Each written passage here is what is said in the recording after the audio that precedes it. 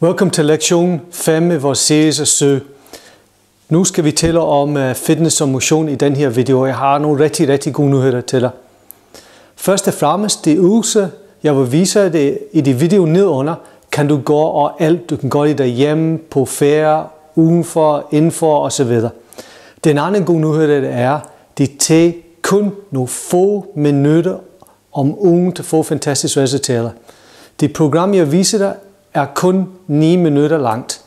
Jeg er sikker på, du er ligesom mig, du vil gerne have resultater rigtig hurtigt.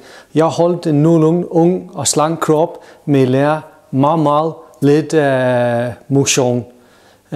Det handler om balance, og det handler om at bibeholde det muskelmasse. Jo mere muskelmasse man har, jo højere ens forbrænding, og jo yngre man er. Balance er også vigtig. Det handler ikke om at træne flere timer ad gang. Det handler om at skabe resultater og kloge resultater.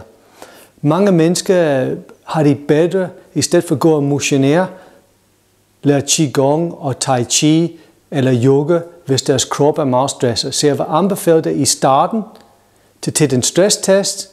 Det er en link nedunder. Og hvis du har en høj resultater på den stresstest, så helst lære Qigong, eller yoga, eller Tai Chi, eller gå en tur i natur. Men hvis du er klar til nogle fantastiske resultater på nogle få minutter om ugen, så deler vi vores træninger op i 2 dele.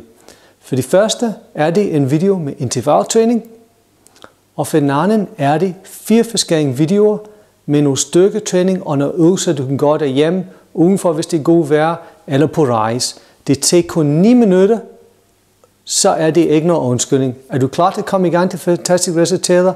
Super. Vi ses i den næste video.